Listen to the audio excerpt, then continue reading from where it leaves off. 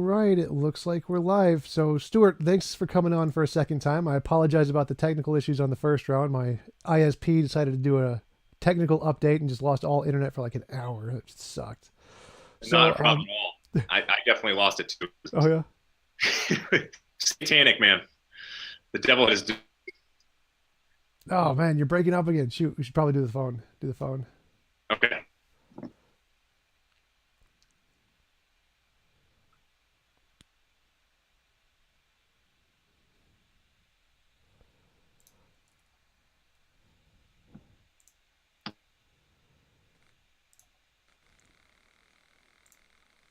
All right.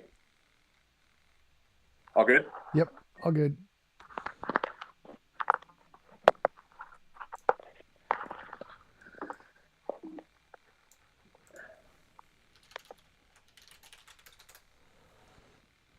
Okay, so to start over again, Stuart, thanks for coming on. Would you mind telling us a little bit about yourself before we get started?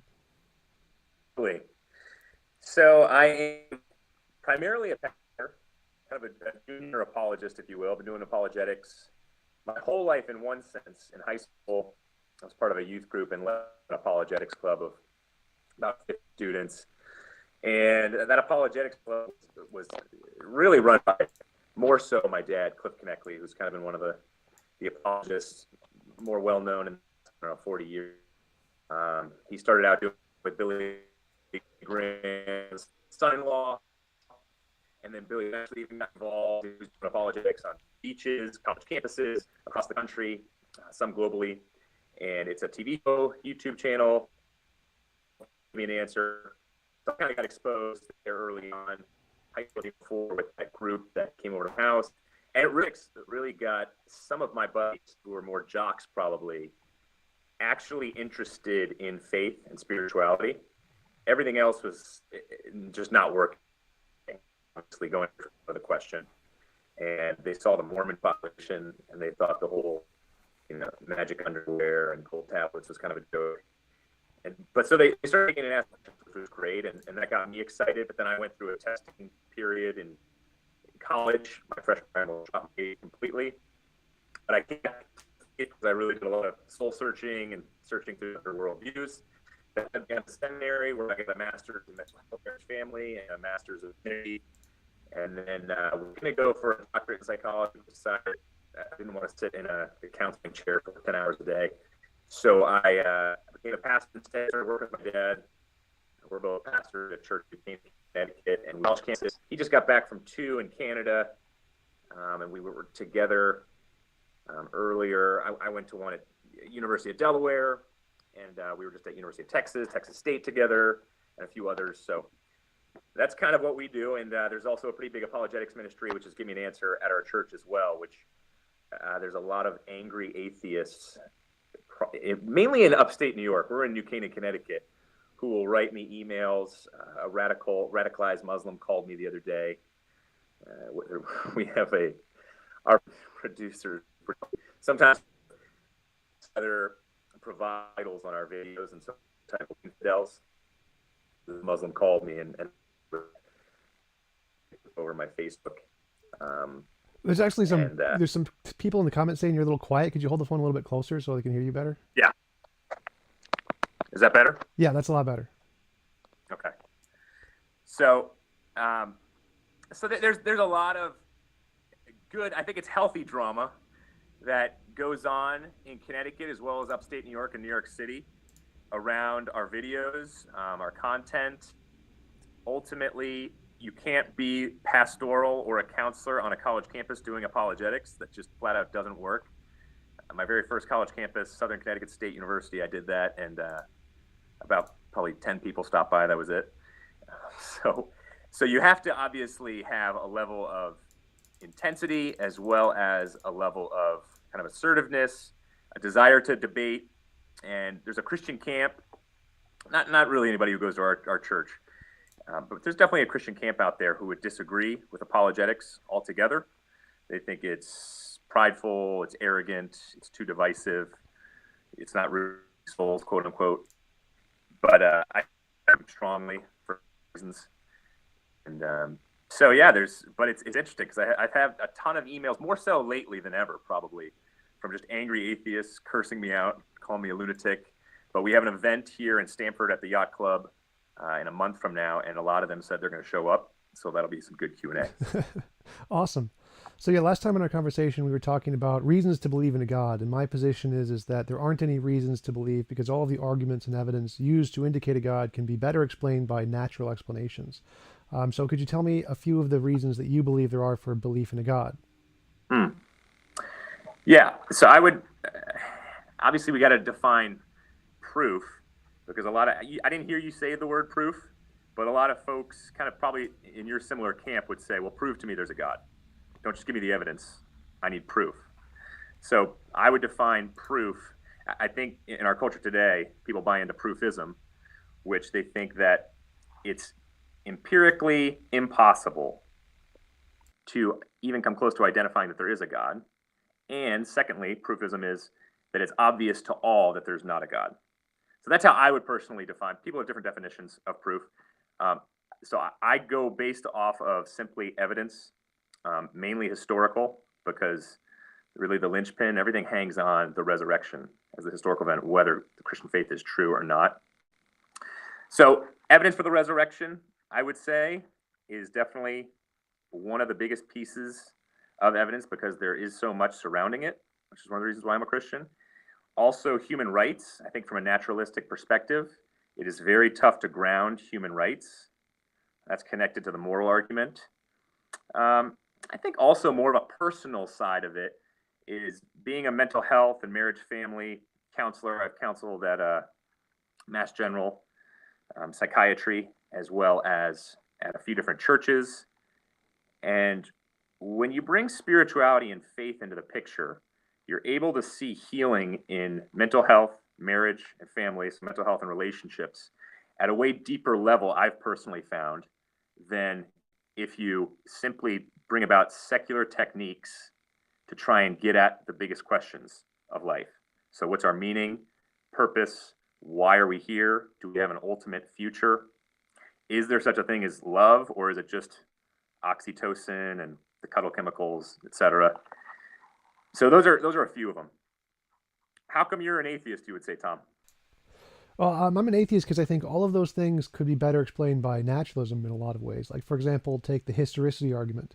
Like, I've had several historiographers on my show, like Dr. Craig Bloomberg, and we talked about why it is that most historians don't take the evidence for the resurrection to be indicative of the resurrection. And the reason is because they think that the kind of evidence that history provides isn't the kind that can justify things that don't have an empirical basis. And what I mean by that is, like, if I told you I saw a dog, that would be reasonable to believe.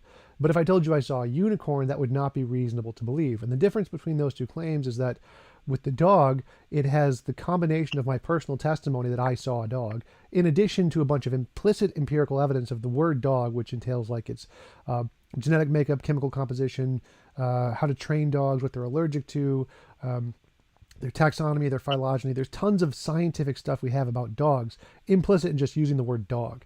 And so that combination of my testimony plus the empirical evidence makes it reasonable to believe I saw a dog. Whereas if I said I saw a unicorn, the unicorn doesn't have any of that empirical basis. So it's only going off of my testimony. And so the testimony alone is insufficient to believe the unicorn exists outside of my imagination. And all of history is just testimony. And so the same thing, the same methodology applies to history. And so if someone in history says they saw something like a miracle or a magic, mythical creatures, the paranormal, supernatural, UFOs, those wouldn't be reasonable to believe based off of the testimony of the history until they could actually provide that additional empirical basis that's also there for dogs. Which is why in history we accept all basic things like Lincoln was killed in a theater, or Washington was the first president, or Hannibal crossed the Rubicon. All of those things have an empirical basis because everything in that story has the empirical basis in it, just like the I saw a dog.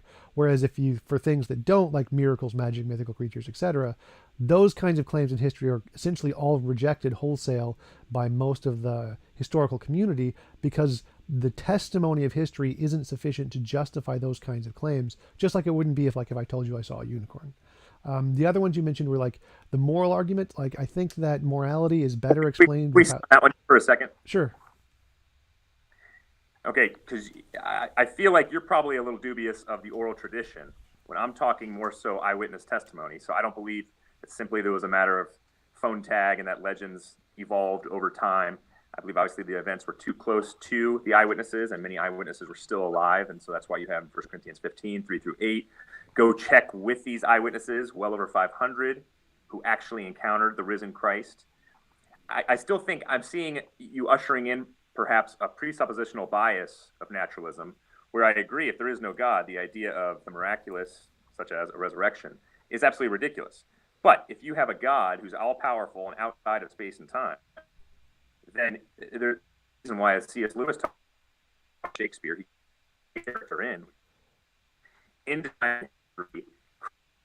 miracle, and we can believe that not of Dillahunty, others who want supernatural of evidence, miraculous evidence that they say that we somehow have to prove that way. No, you talk to most historians and most scholars, most literary critics too, they would say based off of the type of writing you see, whether it's embarrassing details, so many details in scripture, it's not written as fiction, one, and it's also much more a matter of look at other ancient texts. Other ancient texts have just a total paucity when it comes to the amount of sources and how close the events were to the actual manuscripts that were written. Well, So I think apologize all just of to that jump in it's for a still second. accounts for better historical evidence. But if you have the presuppositional bias of naturalism, then you're right. It's kind of ridiculous. Well, I didn't even say anything about naturalism at all. That was never a part of my argument. So my argument is just that, like, and I granted the eyewitness testimony. I can just say every single one of them is an eyewitness testimony, and it still doesn't apply for any evidence. So if I told you I saw a unicorn, that's an eyewitness statement, but they wouldn't make it reasonable to believe I saw a unicorn or that unicorns actually exist. So in history, like the vast majority of historians, to quote Mike Licona, most historians and biblical scholars hold to it that the study of miracle claims lies outside of the bounds of a historian acting within their professional capacity. So most historiographers reject the idea that miracles, magic, mythical creatures, the paranormal, supernatural, UFOs can ever be reasonable to believe based off of historical evidence alone, because all historical evidence is testimony. And whether it doesn't matter if it's eyewitness testimony or indirect hearsay, it doesn't make a difference. The testimony doesn't make it reasonable to believe, just like testimony today doesn't make it reasonable to believe. Like we have thousands of eyewitnesses of UFOs, tens of thousands of eyewitnesses of the Loch Ness Monster and Bigfoot, millions of eyewitnesses of miracles and magic, and thousands, tens of thousands of eyewitnesses of Hindu miracles, specifically of Santi Sai Baba.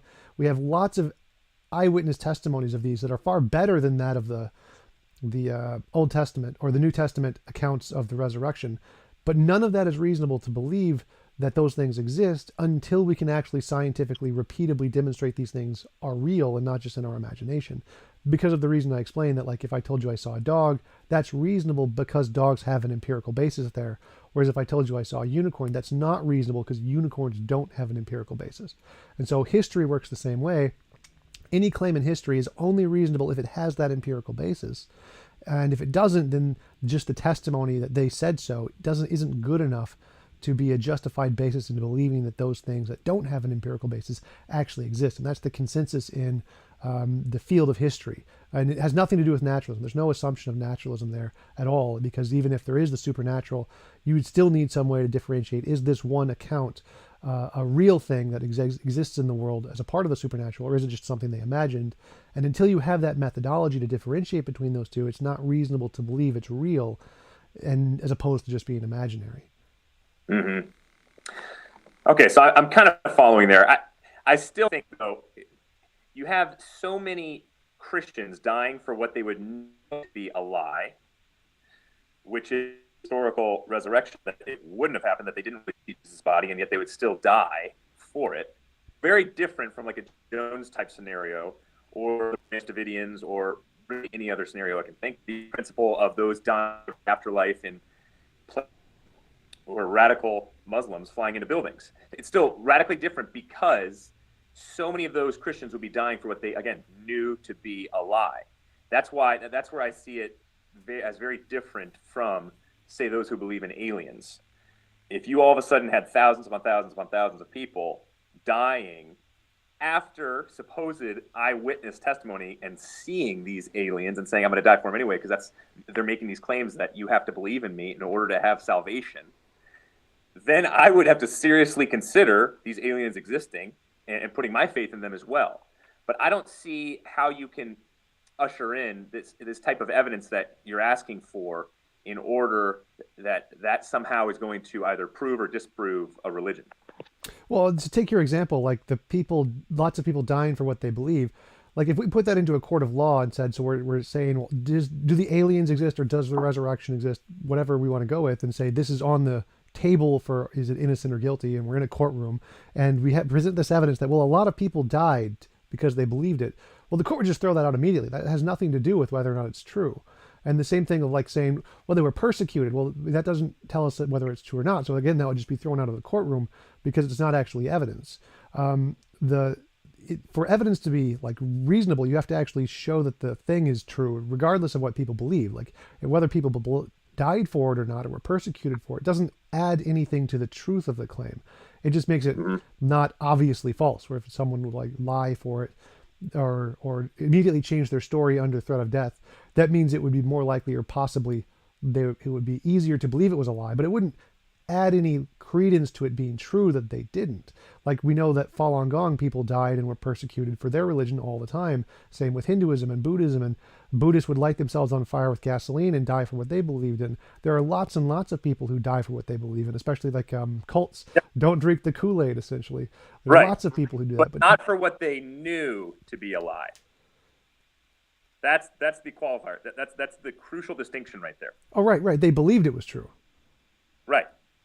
If they would have known it was a lie, so a big hoax, big cover-up, like supposedly the disciples of Christ would have been doing, then they wouldn't have died for it. You don't have thousands of people dying in that kind of way. Does that make sense? Oh yeah, absolutely. I would not argue that they didn't believe. I believe that they were genuine believers in their faith. I don't think they were lying at all. Mm-hmm. Right. And so you have to deal with this physical resurrection body. And the evidence I go by is, you talked about eyewitness testimony. Well, in every single account, it's the women showing up at the tomb first. That is totally counterproductive. And actually, in that day and age, a women's testimony in their account would be thrown out in court. And so why in the world, if they are trying to pull off a hoax, why would have women be the first tomb discovering Christ?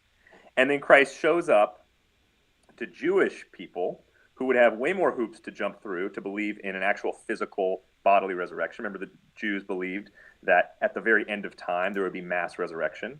But they also definitely didn't believe that a single savior would die on a cross. No, he was powerful, not dying on a cross. That would be the ultimate curse. And then you have these dramatic life changes. So James, brother of Jesus, who lived with Jesus, used the same toilet growing up, denied him entire life. And then you have, all of a sudden, the resurrection occurs, and you have people like James, Paul, these radical life changes, documentation of, and tradition, external. The tradition is James started as really the head of the early church, started to incredible claims, and he was thrown off the balcony of a tall temple, and then really smashed to death at the bottom because he was still making these claims. So something changed, snapped within these disciples and these people later on to say, okay, wow, I really need to make even a major paradigm shift. And we think of Aristotelian paradigm shifts at that kind of level if I'm really going to say that this man rose from the dead. So something happened. And then lastly, the rise of the early church. I think from a naturalistic perspective, you truly can't explain it. I think the percentage of people in the Roman Empire, how the Christian faith took over the Roman Empire, well before Constantine. This is not Dan Brown. We can't fall down the whole Dan Brown trap, who in the very beginning of his book starts out saying all these things really happened. And I had many friends who bought into that lie. Some of them actually became atheists because of the Da Vinci Code, which is hilarious. And fortunately, they did come back to the faith. But they bought into this whole Dan Brown thinking that somehow this whole thing was a hoax. And yet, how do you explain this hoax with the incredible explosion before Constantine in 300, 325, AD. It just makes no sense. And I've never heard a naturalist be able to give a good reason for how the early church gained so much traction so quickly. Well, I'd say it's exactly like how Falun Gong did, because Falun Gong grew, I think, 4 to 5 times faster than Christianity. Mormonism actually grew at the same rate, approximately. There are many different ideologies in the world that had grew equally or faster in their time period. I think the fastest growing right now is non-religious, which I think is actually growing faster than Christianity was. Wait, you're missing a key part in there, though, Tom. Social reputation, losing property, losing family members, and dying for their beliefs. My Mormon friends, I have people becoming Mormons around here. One person recently told me he was becoming a Mormon because they really take care of their own, and he can get a leg up in our society because of it. It's the exact opposite of why people were becoming Christian back in that day and age. But again, like Falun Gong is persecuted in China religiously, essentially. And again, more people are converting to that than any other religious demographic or belief system or whatever. So that same... I'd have to look into Falun Gong. Yeah, I've never heard of Falun Gong. It's one in China. It's really interesting, and the Chinese government is persecuting it because it's anti their cultural history or whatever, something like that.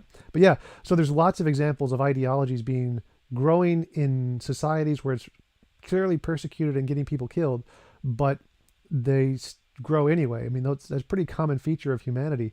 So I don't see anything in that would be remarkable. And even if it was remarkable, it's still not evidence. The fact that a lot of people chose to turn to one ideology isn't evidence it's true. It's just evidence they believed it.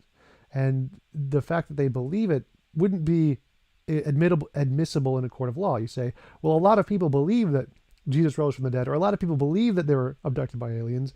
The judge is going to be like, okay, that's just hearsay. That isn't actually evidence of aliens. So do you have any actual evidence? So all the things you listed and all the things that I hear a lot from theists about the resurrection aren't admissible as evidence in a court of law. They're just saying, well, lots of people believed, they were persecuted, they died for what they believed. I mean, I'm happy to agree that they genuinely believe. What would totally be admissible? Fine. What? In a court of law. What would be good enough in a court of law? If that evidence of water. A demonstration of some kind of a miracle. So like if you can say, I believe the supernatural exists, or I believe a God exists, and we can, if a God or the supernatural exists, we can do this test and get this result. Like if I pray to God, that just to pick a random thing, if I pray to Yahweh to give me a gold brick and a gold brick appears in front of me, that would be good evidence of the supernatural or a God, just to pick one thing. Any novel testable prediction would work. So that line of thinking was popular in the 60s and 70s, and then it kind of took a break, and now it's making a big comeback through Dillahunty and others.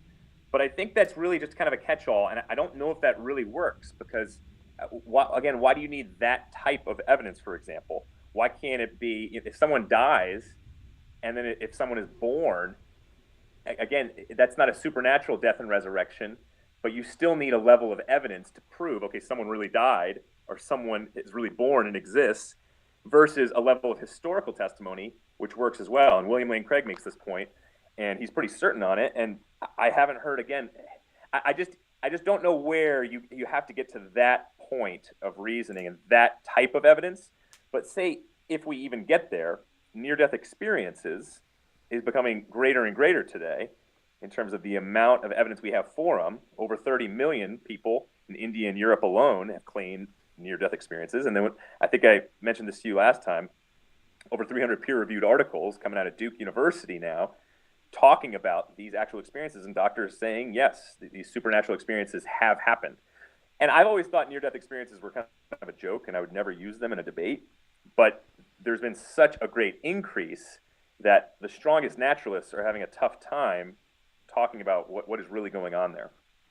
Well, I'm actually pretty familiar with the NDE research, and well, to go back to your original point, the historicity, again, I don't think that we don't need, when you say why do we need that kind of evidence? Well, we need some way, no matter what epistemology we use, the first thing you need is a way to differentiate between is X imaginary, is X a real part of the world?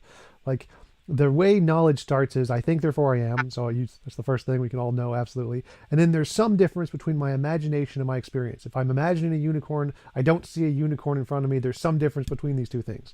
And so we need some kind of a methodology to differentiate. Is this thing that we claim exists one of the imaginary things, or is it one of the real things? Now, the way I know that we reliably can do that is with science, future testable predictions.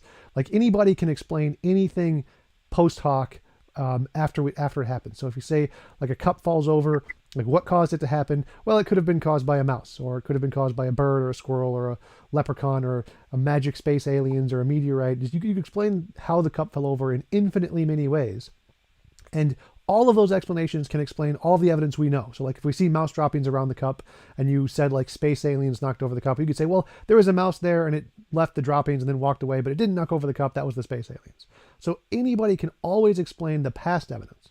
But what makes the future testable predictions the best kind is that if you have an explanation that can say, if my theory is correct, I can predict into the future we're going to discover this thing which we don't know yet, and you get it right consistently, then that's good evidence that that explanation you have is mapping onto the world and isn't just something in your imagination like the space aliens. So that's why we need that kind of evidence, because it can differentiate between is this imaginary or is this real. Now, it may not be the only way. I'm not going to say this is just the only way that could ever be. Any way that you can use that can differentiate between is this imaginary, is this real, counts as evidence. I just don't know of any other reliable methodology other than empiricism at this time. And well, the things you presented would not qualify, because believing something is true isn't evidence it's true. You can believe things are true and they're not true. So that doesn't give us a way to differentiate. The number of people doesn't give us a way to differentiate between the imaginary and the real, because it's a bandwagon, argumentum ad populum. The fact that people were willing to die for what they believed in doesn't give us a way to differentiate, because there's people willing to die for things that are not true all the time. So none of the things you presented actually give us a way to differentiate. Well, is this a real thing or is it an imaginary thing? So that's why we need some kind of evidence that can differentiate, because we need someone to be able to tell the difference between is it imaginary or is it real. The second thing you mentioned was about near-death experiences.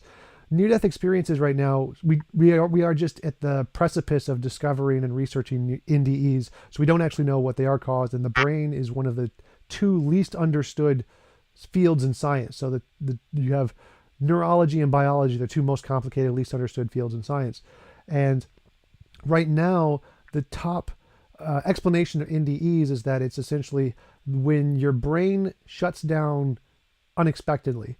What happens is that all of the things in your brain are still operating as if you were conscious. So everything that is you're experiencing through your senses is still being saved to conscious memory. So if you have a cardiac arrest and you get knocked out, and there's a doctor there and he gives you CPR or touches you or uses like a saw or something near you, et cetera, all of that gets saved into your conscious memory. And when you wake up, you remember it as if you were conscious, even though you weren't. And so people can recall things like that, well, we had this experience while I was supposedly dead. Well, no, what happened was that your sensations that your brain was still functioning in some sense, your touch, sight, smell, taste, whatever, was still sending signals to your brain, which were being saved as conscious memories because your brain shut down unexpectedly. And this is why you can recall all of these things. So none of the near-death experiences seems to be evidence of the supernatural. It's just something we can't explain fully yet, but there are still, the consensus in the cognitive neurosciences is still that it's just a material thing. I'm talking more so though about the eyewitness testimony, the doctors who've been 5 rooms down the hallway and said that this man, while he was pronounced dead, was able, when he woke up, to read us 10 to 12 digit numbers off a sheet 5 rooms down the hallway. See, my naturalistic friends are totally at a loss on that one. And yet, I'm totally going to concede here. I'm not going to stand on the shaky leg of NDEs when it comes to the supernatural. But I will say this in response to your previous point. Blaise Pascal, arguably the greatest mathematician to have ever existed, Pascal's wager, he was a Christian. He did say, when it comes to that evidential piece, he said that God has given us, those of us who have open hearts, enough evidence to become Christians, and those of us who still have closed hearts, not enough evidence, and there never will be enough evidence. I think that's a fascinating point, but here's why I think it's fascinating, because it gets into how in the West we've bought into simply this type of logical, cerebral, intellectual level of evidence. And so many atheists I know will say, I'm an atheist because of logic, because of intellect, Mark Twain, as soon as reason ends, that's where faith picks up, and it's kind of a quack, a joke. Well, what so many atheists and Christians don't realize is that you go to Eastern countries, okay, faith-based positions are based way more so on the imagination, way more so on meta-narrative, way more so on a sociology of knowledge, connecting with other people, very communal. And so what I think Blaise Pascal was getting at also, you could connect it to, is all of us come to a worldview or a position based off of 3, 4, 5 different modes of acquiring knowledge. One would be the intellectual logic that you and I have been talking about. Secondly would be personal. What have been our personal experiences? So many would say that certain Christians have had personal experiences where they are more fearful of death than many atheists, and so they have this type of Freudian wish fulfillment that they want to see mom or dad in the afterlife, so they become Christians. I've also heard the argument many people make that, for example, Dr. Vates, a famous psychiatrist, wrote a book on how the top, I think, 100, 150 atheists from the last 200 years all had daddy issues, absentee fathers who passed away. So basically, it's this cosmic complex of authority issues where I'm just fighting against this idea of a father, a big guy in the sky. And so I'm not even going to look into the evidence. So there's personal issues, whether I've experienced God personally as well or not. And then there's the sociology of knowledge. Peter Berger, who spoke times in my seminary, one of the best sociologists, I think, in the past 50 years, might be biased.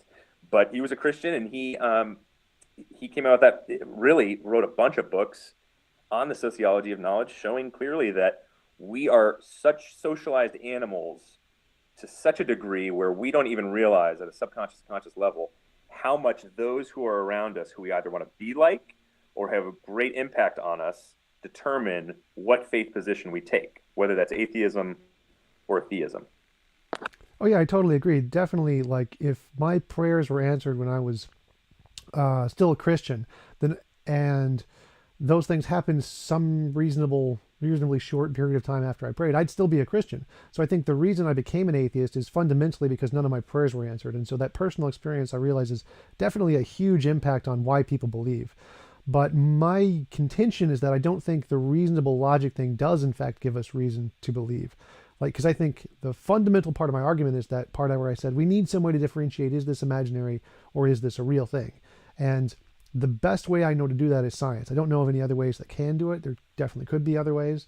But without that, without some kind of a way to differentiate between is this imaginary or is this real, then I don't think we can use logic or reason to get to the conclusion of a God. I definitely think personal experience is fine. I wouldn't argue against that. If you believe because your prayers were answered, I think that's perfectly reasonable. But I don't think that we have logical, reasonable, objective kind of scientific reasons to believe until we can give some kind of way to differentiate, is this imaginary or is this real? So I agree with you. There are lots of different, it's a multifaceted approach of why people believe what they believe. But my only contention is that the reasonable, logical methodology we use has to give us a way to differentiate, is it imaginary, is it real? Otherwise, it can't justifiably indicate a God. And I don't think that the theist approach does that. Yeah, I still think, though, the very first scientific question we have to ask has nothing to do with science. It's philosophy. How did this place come into existence? I don't believe in a multiverse. I believe that there was a Big Bang. I believe that there was an actual start. I think Genesis 1:1 is the real miracle that the Bible answers, that this place did have a great beginning. And with that beginning, that's when life sprang about. And then there is entropy, starting with Genesis chapter 3, the great fall. So I think this narrative we all base our lives on, this would get to human rights. So many of our ethics are just really sit in the bed of Judeo-Christian values, which really is what started this country. Yes, it was Christians and deists. You can't just say Christians. But again, it was that religious framework that has truly set so much of what we believe to why in the world would someone have intrinsic value, no matter who they are, no matter their race, ethnicity, no matter if they have Down syndrome or other disabilities. So I think Science doesn't answer those questions, especially when it comes to ethics. And we know when science has tried to answer those questions. When it comes to ethics, think Nazi Germany.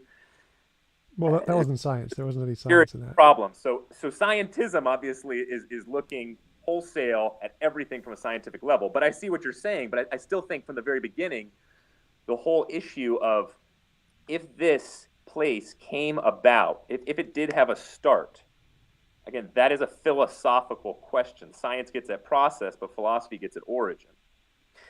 But so that's kind of my thinking. I just wanted to address your prayer, personal side of prayer real quick. I don't know. I don't want to speak too specific to it because I don't know if you lost a loved one and you were praying for their healing or whatnot. But I had some Jewish friends who used to say, Stuart, I pray and I say, God, if you show up 5 times a day and just prove yourself to me. Every single day I pray. And I want you to show up right here, right now. That'll be supernatural evidence, and bam, I'll believe in you. Okay, would you treat a friend like that? Would you say, Tom, if you give me money 5 times a day and it helps me pay my rent, man, you're my buddy. But if you don't, I don't really want you as a friend. I think that's playing a pretty dangerous game that no one really relies on when it comes to true friendship and true trust. Oh, absolutely. And so I think there's this real misconception of Americans' understanding of what prayer is. And I see people, so as a pastor, I've been at the bedside of those who are praying and they're dying of cancer.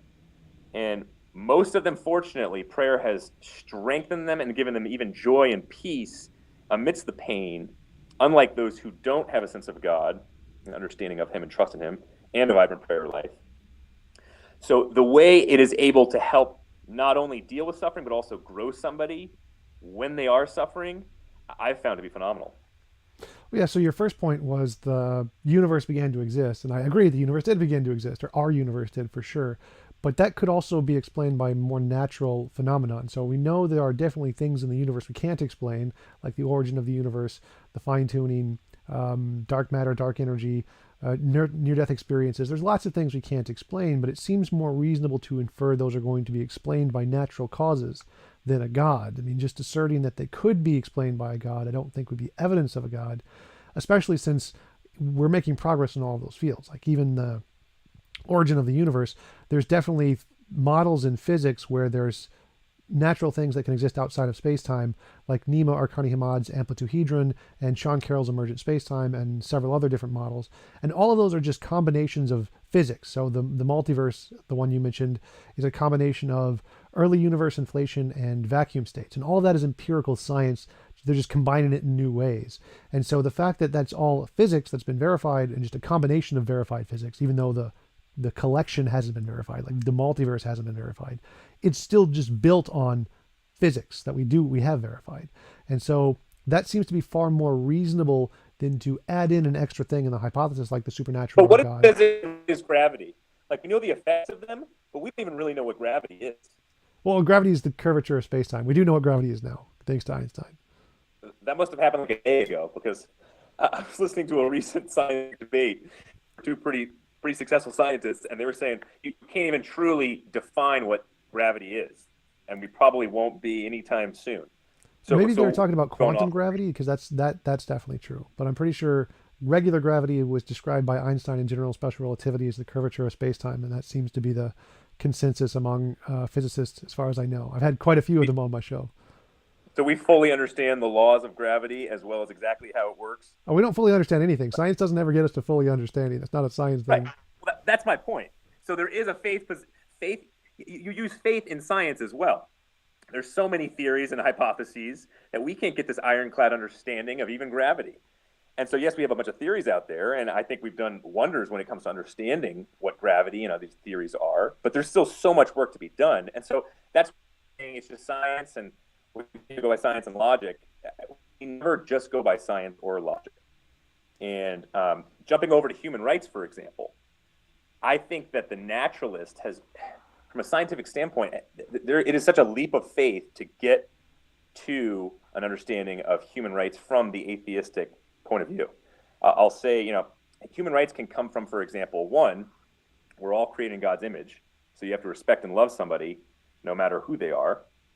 Or you could get human rights from evolution, the strong eating the weak.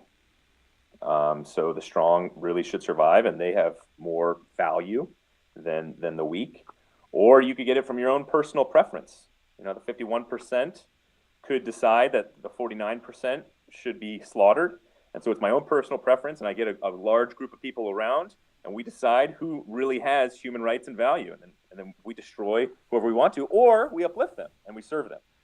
Or I've heard other perspectives on it, saying it's just a brute fact, and we just got to deal with human rights, and we don't know how we got human rights. We don't know why we should respect people, but we should just respect them. And I think that could also be included with kind of the utilitarian perspective, where I see so many people, they go about, atheists especially, incredible people, all right? Don't get me wrong. I'm not saying Christians are moral in any kind of way. Incredible people, and yet it's interesting to listen to their language when it comes to serving and helping other people, even if it's writing down on a resume to get into a Harvard or something. So often they'll be appealing to their own selfish desires to get there. So I'm going to serve that nonprofit in order to get it on my resume. I see this all the time in New Canaan, Connecticut, in order to get to this level. And that's not a horrible thing, but I'm simply saying by that, if we're simply doing good things and we're going about achieving human rights or not achieving rights based off of selfish desires. And I think it makes more sense from the Christian point of view, where it's such an egalitarian perspective that everybody has innate value, and you should even disadvantage yourself for somebody who's hurting. And that doesn't make sense either from an evolutionary perspective either. Because, for example, if you're in a pack and the weakest link in the pack goes down, well, oftentimes we see in the animal kingdom, and I definitely think humans, for example, from an evolutionary perspective, the weakest person in your pack, you should let die, or your whole pack is going to be in serious trouble. It would be selfish to help that one weakling, because now you're endangering the whole pack. And I heard, for example, at a couple different universities, actually, kids have brought up this whole idea of, the Roman Colosseum made sense. And they were nihilists. Some of them were, I'm sure, naturalists, I think. And their whole point was, no, it was fine to murder some of the Christians or some of those who were imprisoned or spoils of war in the Roman Colosseum, because that's how you helped the slaves. The slaves were dying of starvation. And so, obviously, from the perspective of, if you want to decrease poverty and help the economic system in the Roman Empire, you're going to allow for the gladiators to just destroy some of those who are the weaklings. And that's not selfish. There's nothing innately wrong with that. And so, again, that's why I think naturalism just doesn't stack up and just doesn't really make any sense when it comes to human rights. Well, I wanted to bring up one thing you mentioned about prayer. So in my case, when I was praying to God, I had major depression my entire life. I didn't have any close humans and ever, no close friends or family. And I essentially was praying every day, morning and night, to find close relationships, which I never did. And so it wasn't like me asking for God to give me money in my bank account every five times a day or whatever. It was more just asking for the personal relationship that, and loving relationship that you expect from reading the Bible and expecting a God to be there who's all loving and who wants to have a personal relationship with you, and not having any relationship like praying to a milk jug. If you pray to a milk jug for long enough and nothing happens, eventually you're going to realize it's just a milk jug. And that was kind of like what it was for me. In the human rights thing, I think that if could you for a second? Sure. That's a real, because I had kind of a similar type of ordeal in my life. I didn't hear God's voice whatsoever. And I was with a woman who said she used to feel God's, and then she hit a level of depression. Didn't emotionally connect with him anymore, and so she ditched her faith. I think so often emotions are connected with faith. When emotions are depressed or very anxious, our faith decreases at the same time. And you see biblical examples throughout. So David's being chased by Absalom to kill him. He actually has to soul talk. He's talked to himself, "Why are you downcast, O my soul?" Because he's very depressed. He's eating his tears, it says, every day and night. So clear symptoms of depression. But he speaks to his soul, "Why are you downcast, O my soul? Why so disturbed within me? Put your hope in God, for all yet praise him, my Savior and my Lord." And so it's the best type of psychology, that type of self-talk, where he realizes his depression is deceiving him. He doesn't feel God's presence, and yet this is the man after God's own heart. This is like the biggest leader in the Bible himself saying this, that depression is eating his lunch. God feels so far off. He even says that death is his greatest ally. He even tells God to take a hike. I don't even want to believe in you and have any kind of relationship. So I think to your point, I mean, I've experienced that in my life too, coming out of college, where I didn't have any experiential type of relationship with God in my prayer life. But prayer is primarily to grow in us a type of courage, strength, and connection to be more like God, and then also a type of hope to understand what our future is. But if it is a type of experience to grow in our, for example, to get out of a depression, I oftentimes will not see that work, because depression can be a really complex issue. You know, there's the physical, there's the neurochemical, you got to attack it with therapy at times. Yes, there's the spiritual, there's the intellectual, and trying to think through, how do I fix this thing? And so oftentimes when someone says they've just tried to pray themselves out of depression, I'll say, well, that's probably not going to work. And God oftentimes is very distant in times of suffering, as well as in times of when our emotions are really failing us. Right. I wasn't praying to be cured of the depression. I was praying to have close human relationships of some kind. So it was not quite the same. And after about 20 years not having anything happen of positive, yeah, kind of like praying to, if you pray long enough to a milk jug and nothing happens, eventually you're going to say it's just a milk jug kind of a thing. But I did want to talk about what you said about human rights and morality. So from the atheist perspective, there isn't a grounds of objective morality. We haven't discovered it yet. We don't know what it is. Most philosophers, even though most philosophers are atheists, are moral realists. So they do believe that there are true moral facts. And we just don't have a concrete explanation of why. It's an unsolved problem in philosophy.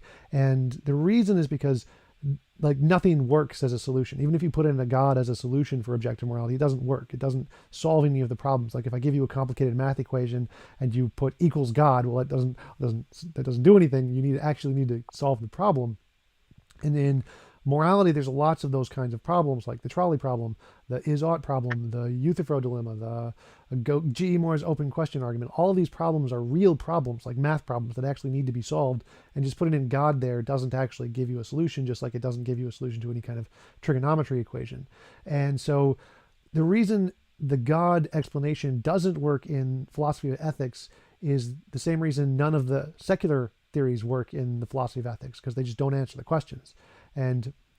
But if we look at like two universes, one with God, one without a God, and someone kills another person in the universe with a God and someone kills another person in the universe without a God, both actions are equally immoral. The God there makes no difference to the morality of the action one way or the other. So the morality seems to be intrinsic into the interaction between the two people, regardless of whether or not there is a third party there to be like a ruler or a measuring stick. It doesn't make a difference to the morality of the action. So it seems that morality and what it really makes a moral statement true or not is whether it impacts, or there is some kind of an impacting action between two beings, two parties. And regardless of whether or not there's a God, the God doesn't seem to make any difference one way or the other in moral statements, as far as anyone can tell. And adding a God into the equation doesn't seem to solve any of the moral problems, which is why it's not really accepted as a solution in moral philosophy. So I don't see how, in your worldview, having a God there does anything to give a stronger basis of objective morality than me just saying like it's an undiscovered law of nature or something like that. It's just, it doesn't really solve any of the problems. It's just kind of like a placeholder kind of a thing. Yeah, I mean, I was going more human rights, but okay, let me just touch on that real quickly. Annie Dillard, Pilgrim at Tinker Creek, that Pulitzer Prize-winning book, when she went down in Virginia to a creek bed and she was looking forward to just dealing with kind of this nice waxing and waning of nature and looking at insects and animals, and she saw insects just destroying each other. So some type of insect hopped on a frog, sucked its brains out, and talked about, okay, how do we get human rights and morality from an evolutionary perspective? Nature, raised red in tooth and claw, is out just to kill itself. It's kill or be killed. And there's just violence. So either Mother Nature is just a monstrosity, or I need a lobotomy, she said. And so we just don't get human rights and morality from the animal kingdom. It makes zero sense. And that was one of the things that led her to her Christian faith. But more pointedly, to your point, I like that you went with the oughts and the shoulds, because I agree where you don't need that third moral agent to see whether something is innately moral or not. I fully agree with that. I have no problem. But I still think all of our language, when it comes to is and oughts, points to some transcendent moral lawgiver. It's not the Christian God, but a God. And two examples, Dostoevsky is my favorite writer outside of C.S. Lewis. And when Dostoevsky, in Crime and Punishment, Raskolnikov, goes about killing that woman who had her niece enslaved, and she was just a nasty woman, and she had a bunch of money that she was just sitting on. And he got to the point of saying, there's no oughts, there's no shoulds, there's no ultimate transcendent moral order, so why in the world is it totally wrong if I get away with this to kill this woman? He kills the woman, he's on the run, and then what happens? Natural theology happens, which is we see the clear order in the universe, that leads us to God, and also our inner moral conscience leads us to God. We have an idea of what's right and wrong truly inside of us. And Raskolnikov, if you read it, sinks into tremendous mental illness, depression. I mean, he becomes suicidal, and the only way to really get out of his just own inner policeman is to turn himself in order to become mentally healthy. And he just wants mental health at that point because he sees, okay, there absolutely is an ought, a should, a right or wrong. That's more than just a preference, more than just a feeling. And Dostoevsky plays this out in most of his novels. If you think about Brothers K too, Ivan and Alyosha. Alyosha's the dumber one. Ivan's the atheist. But Ivan himself, if you look at Crime and Punishment, Ivan just can't line up this whole premise and conclusion type thing. And Alyosha does, in an understanding of, okay, I can't live out why I should truly live this way. And that's why I think Dostoevsky is connected to Nietzsche in different ways, because Nietzsche said in a lot of those certain situations where you see human rights played out, and Ivan trying to be a good guy at times, it's just atheists stealing from Christians, because the Christian understanding is not the evolutionary approach when it comes to morality. Instead, there's a real reason to act rightly all the time, as opposed to it just being totally arbitrary. So that's kind of, again, it's the whole, what's your premise and what's your conclusion based off of it. And I don't think these are proofs for God's existence by any stretch of the imagination. And yet I think they are big jumps that naturalists have to take that there's really no explanation of other than just it's a leap in the dark. Well, I disagree with that. So I'm familiar with the brothers Karamazov and the Crime and Punishment, and where he kills the landlord.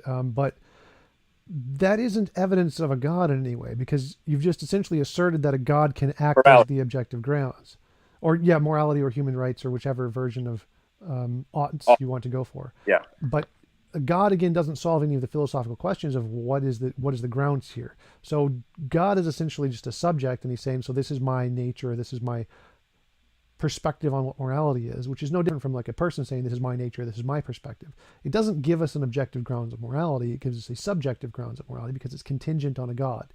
For an objective grounds of morality, it can't be contingent. If it's contingent, then it's subjective. So when we're talking about morality, for it to be objective, it has to be independent of anything, including a God, which is why if you take the two universes, one where one with a God, one without a God, and in both universes someone kills someone else, the action is equally as moral or immoral in both worlds. It doesn't make a difference one way or the other whether the God is there. And that's why in moral realism and moral philosophy and ethics, it's not grounded in evolution. Evolution isn't what the objective grounds of morality is. Evolution is just epistemic means of knowing morality. So how do you get morality? Well, there's lots of different theories about that. There's tons of them. But it's an unsolved problem. There's like my view is more like the Kantian view. It's a synthetic a priori. It's like an idealistic perfect triangle. Perfect triangles don't exist. There are no perfect triangles anywhere in the universe, but we can use our thought processes a priori to discover the system by which we can understand a perfect triangle, and then we can use that idea to get as close as possible into this world to the perfect triangle, even though there is no such thing as a perfect triangle. If you try to draw a perfect triangle, you zoom in on the electrons, they're all bubble shaped. It's impossible to get a perfectly straight line, so it's impossible to draw a perfectly straight triangle, but we can still use the abstract a priori idea of a perfect triangle to guide our actions and make them obligatory to this is what will get us closer to a perfect triangle, this is what will get us further away from a perfect triangle, and morality applies the same way. We can use the abstract idea of the best of all possible worlds, to steal Leibniz's term, and we can use that as a grounds to determine what is morally good and morally bad. So if this, essentially, the best of all possible worlds is one where all interactions are voluntary, consensual. If it's not consensual and you force someone to do it, it's immoral, essentially. And that ideal is where I ground objective morality. I say that the best of all possible worlds is a world where all interactions are consensual, and that is the objective grounds of morality, the perfect triangle. And then we can use that abstract ideal and to try and guide our actions in this world to try and get as close as possible. So we can ground it in that way without a God completely, just like we can ground the idea of a perfect triangle purely with mathematics. So an example of an older man having sex with a woman under the age of 18, that would not be consensual because she's under 18. She doesn't have the ability to decide whether it's consensual or not. Right. Okay, I just want to. Okay, but I don't know how you would get to the perspective, though, of consensual universally when it comes to just culturally conditioned laws. I can see it again from a transcendent moral order, and I don't know about your contingency argument. I see where you're going with it, but I believe that there is truly an evil and a good. I know that you do not believe in evil. It's impossible to believe in evil if you're a naturalist. Well, wait. Well, I mean, I would say evil is the same as immorality. So I would use those terms synonymously, and I'd say if you do something that moves us away from the best of all possible worlds, that is evil or immoral.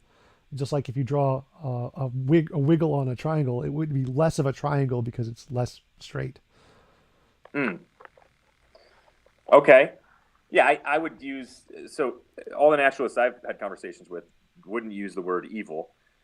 They would use that secondary one you went with. But I usually, evil is considered a very religious term, and they think you're ushering in religious values by using the word evil. I have a close buddy. Long story short, I didn't want to see it, but I saw Adam Lanza's journal. It was like over 500 pages. The Shooter of Sandy Hook, and I know both of the psychologists who've been interviewed on it, and one's kind of a Christian, one's not a Christian, and they both said it's unexplainable from this naturalistic perspective, where there is no evil. It's actually, if you look into the Sandy Hook case, it's impossible not to say that there's some type of religious terminology that you have to use when it comes to this is way beyond just good or bad. This is sadistic. There's some type of evil here. And so they were pointing to a satanic type of existence, which I found to be really interesting. Again, I don't think that's proof for God or anything, but it was a direction that I think a lot of naturalists have to struggle with when it comes to, okay, is there something more than just my own subjective understanding of what's good and bad? Is there real evil and real good out there? And I think if we have a God who would be the very definition and the creator at the same time of good and evil, not to go Euthyphro on you, but then that would make a lot of sense for us to know that there's a law above the law, like Martin Luther King Jr. talked about, that's outside of simply cultural conditioning. And so the most recent example of this that I know of is Nicholas Walterstorff, writing for the New York Times, atheist, naturalist, went over to Africa, the Sudan, and talked about the honor killings. If your young son or young daughter had a sexual relationship that was inappropriate, you are supposed to kill them for the sake of the family, and it's looked upon as a very good thing because it's restoring respect to the family. So why wouldn't you kill your daughter or your son who did this? There's also female circumcision going on for religious purposes, also looked at as a very good thing, very painful, but a good thing.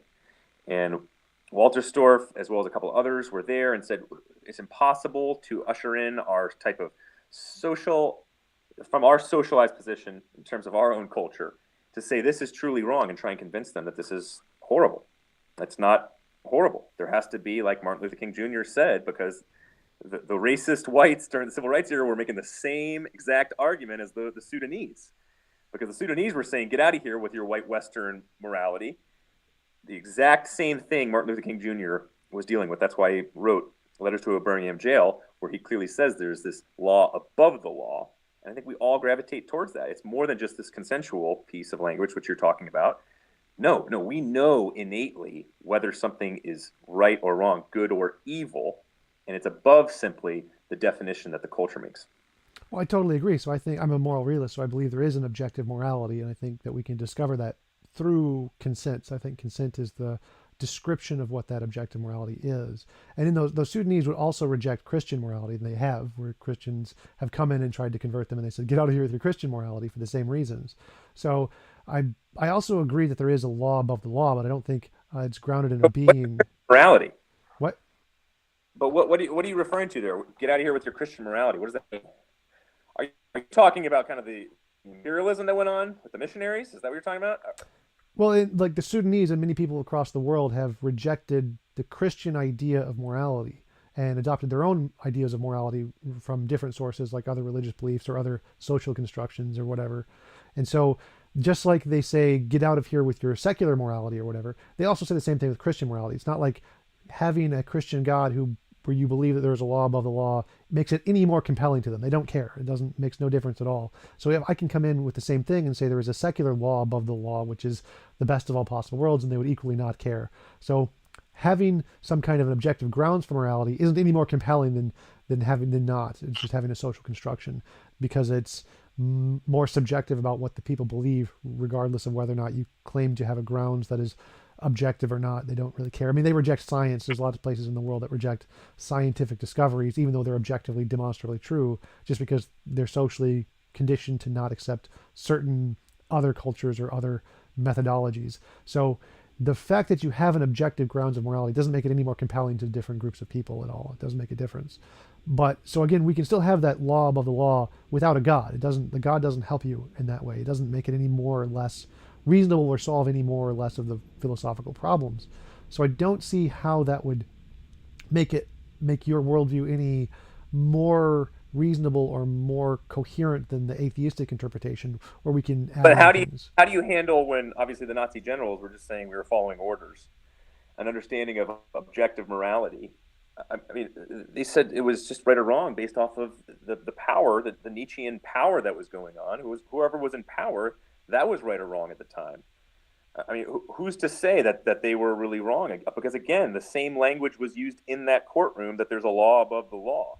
Like, I don't understand, why has this language always been used in all these different circumstances, but it's just supposedly you think it's just the Christian ushering in of some morality that level. I'm because not sure. I'm talking about transcendent morality. I'm not talking about Sermon on the Mount at this point right now. Well, I think that many people have come up with objective models of morality prior to even Christianity. That's not something unique to Christianity, and many people did it even in like the right. Golden Rule has been yeah, the Hinduism came up with the Golden Rule, I think, originally.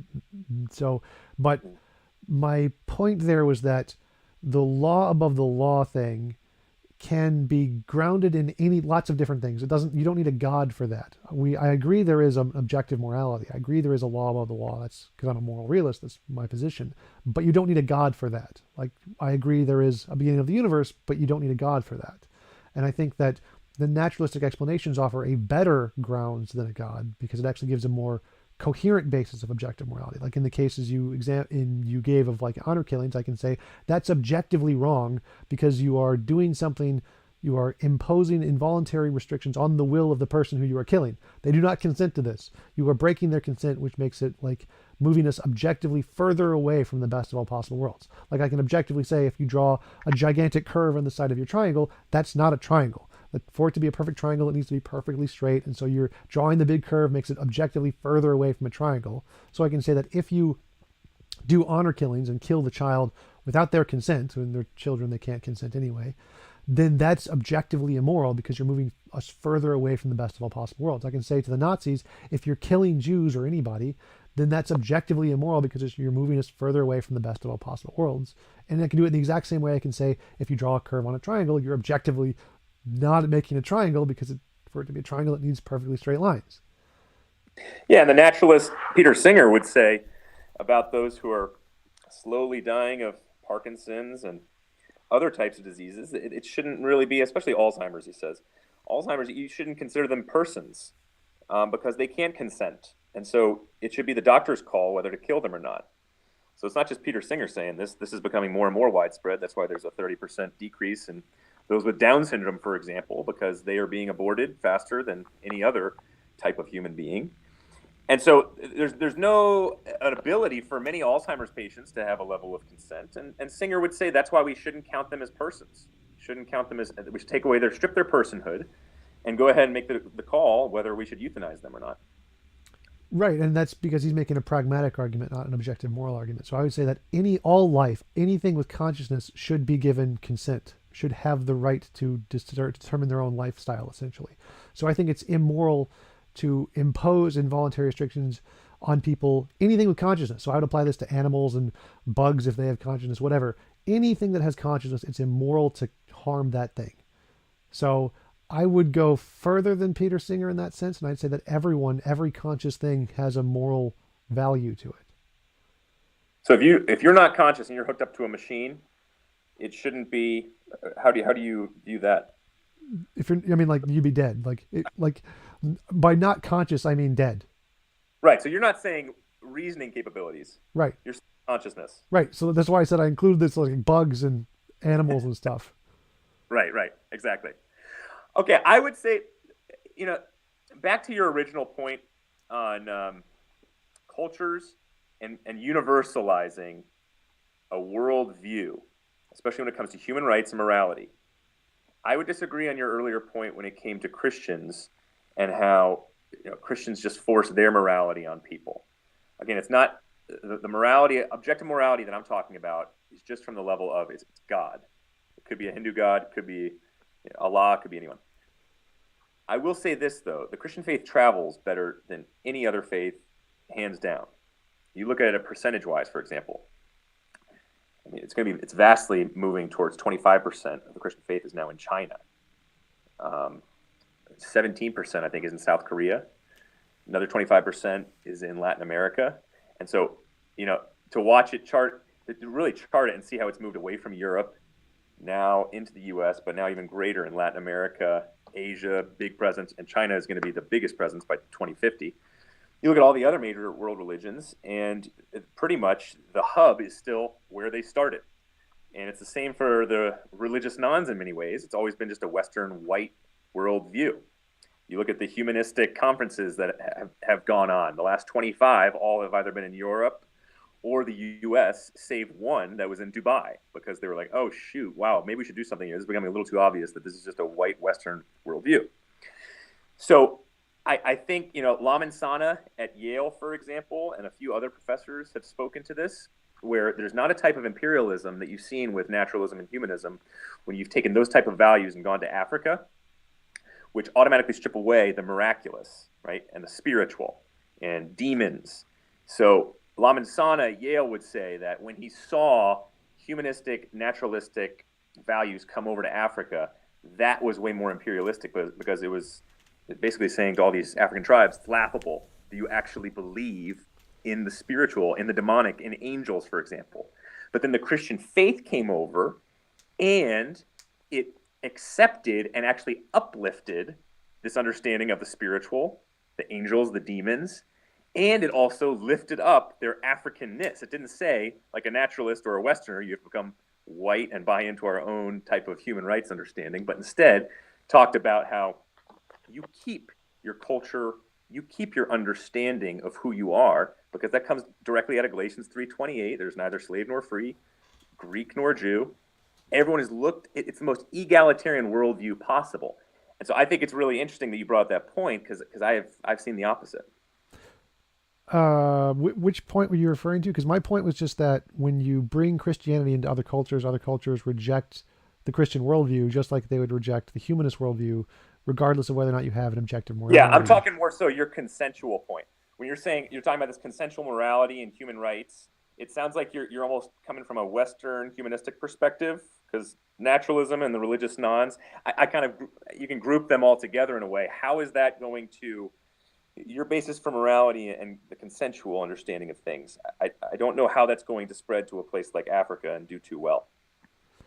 Oh, well, I mean, this is my own view of morality. I wrote a model of morality, so it's not spread anywhere yet. But yeah, I mean, it definitely could spread. I mean, there's definitely people from across the world who watch my channel and who give responses. There are people from Africa who have watched my channel and given responses that is a positive moral view that they take seriously. So, It definitely could spread. I haven't really tried to any proselytizing yet, so I think that was one of the reasons why Christianity spread so fast is because proselytization is such a big part of it, as opposed to Judaism, which has essentially no proselytization, and Islam the same thing. Religions that have a aspect to them where they are dictated to proselytize usually spread faster.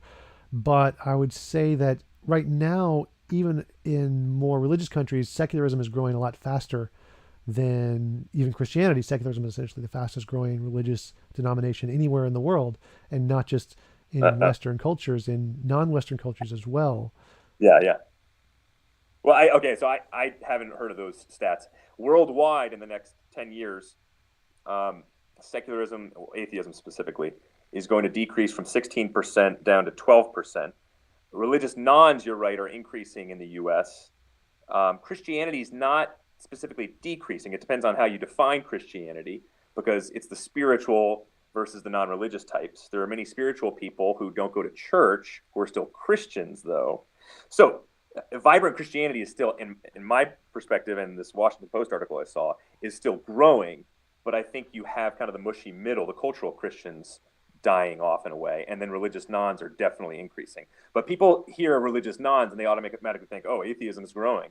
But that's not the case, because those religious nons are a lot of Christians and people of other faiths who are simply saying, we don't want to say that we're religious at this time. Instead, we're more spiritual. Well, right. Many of them believe in the supernatural and things as well, but I'd still classify those as, if they don't specifically adhere to like Christianity or don't believe in Jesus, and they just believe like there is some mythical thing out there that we don't understand. There are many atheists who hold that position. I mean, I kind of hold that position too. But I think it's really interesting because a recent study showed that the majority of people in the U.S., I can't speak for other countries, in the U.S. are coming to faith not because they were born into it, but because they're having these kind of discussions like you and I are having right now, based off of evidential claims. I think that's really interesting. And to your point, I would agree. A lot of proselytizing. I think if you look at religions in general, you're going to have way bigger families than atheists. Atheists on average have one kid, if that, maybe even. And for religious people, it's 3 plus. But I think it's fascinating if you look at empirical studies. There's a large and larger group of people who are Muslims coming to the faith through a very spiritualized way that I was very skeptical at first, because I'm naturalistic in some ways myself. Very skeptical of certain stuff like this, but they're coming through dreams of interacting actually with Jesus. And so these dreams are so strong, and I'm not talking this is just like 100 people or 200 people. I'm talking thousands of Muslims.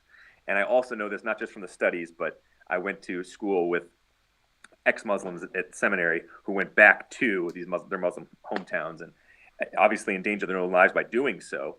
And so that one's pretty inexplainable, because you're automatically, by saying, I had this encounter with Jesus in a dream, I'm no longer a Muslim, I'm going to take off. Literally, your family's going to turn you into the government, and you're either going to be imprisoned or killed. And that's been the case for many, many people, obviously. And so it's not just this easy one-to-one correlation that it's a level of proselytizing, and these poor people they can't figure out, what's up from down. Instead, it is in the U.S. truly people are thinking through these issues, and they're thinking themselves into the faith. And in Muslim countries, thousands and thousands are coming to know Christ based off of actual dreams where they encounter him. Well, I would still kind of attribute that to proselytization, because if you are exposed to an idea, even if you aren't essentially converted as soon as you hear it, it plants the seed kind of thing. And eventually, if you think about it more and more and more, it can grow. And that would definitely cause you to have dreams of whatever it is you were thinking about. Like if you... No, some of these people have not even heard the gospel before. That would be impressive. But let's stay on that line of thinking. We all proselytize. I mean, you have a channel. You're proselytizing right now. Right, but I don't go around traveling the world to proselytize. You're traveling the world with a channel right now. You said it's exposed to other countries. Right, but I'm not deliberately going there to try and proselytize. I'm just posting stuff on my YouTube channel. It's not like part of my ideology that I must go to this other country and then teach people of the way of the TJump.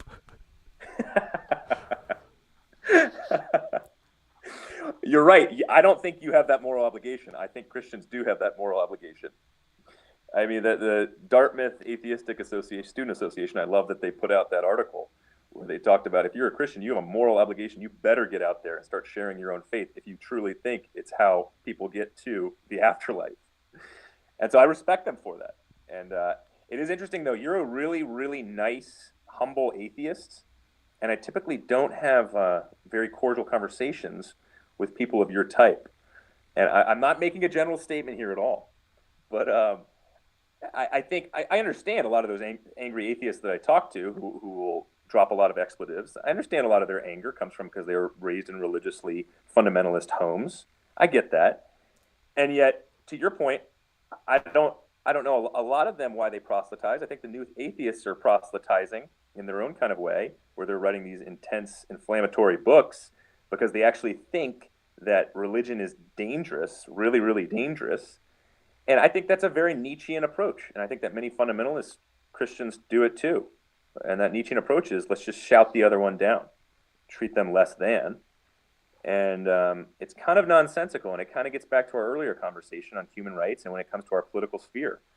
This secular philosopher, Sherowitz, recently wrote this book talking about how, Matthew 5:44, right out of this Sermon on the Mount, the only way we're going to be able to fix our political situation, identity politics, and how we scream the other person down is if we start taking Matthew 5:44 seriously. And this is a secular atheist, pretty smart dude, saying this, where it's turn the other cheek, love your very enemy, and by doing that, that will completely reverse what we have going on in our country in terms of the vitriol.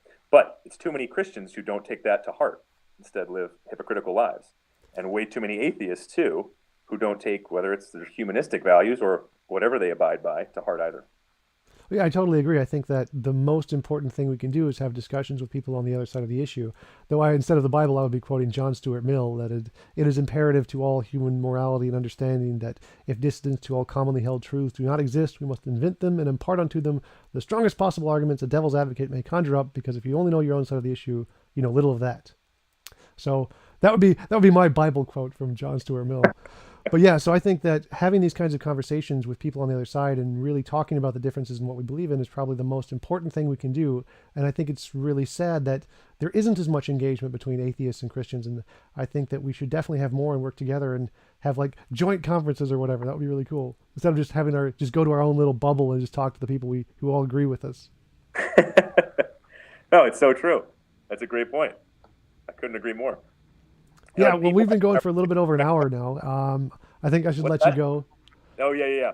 Just to finish on that, I think in our politically correct culture, that's a serious concern of mine, because when we're debating on college campuses, Christians and atheists come out and they will try and censor us on a regular basis. And the whole crowd, fortunately, will get very upset with them because it's a dialogue that they're trying to shut down. Because if I disagree with you, it's like I am demeaning you as a person.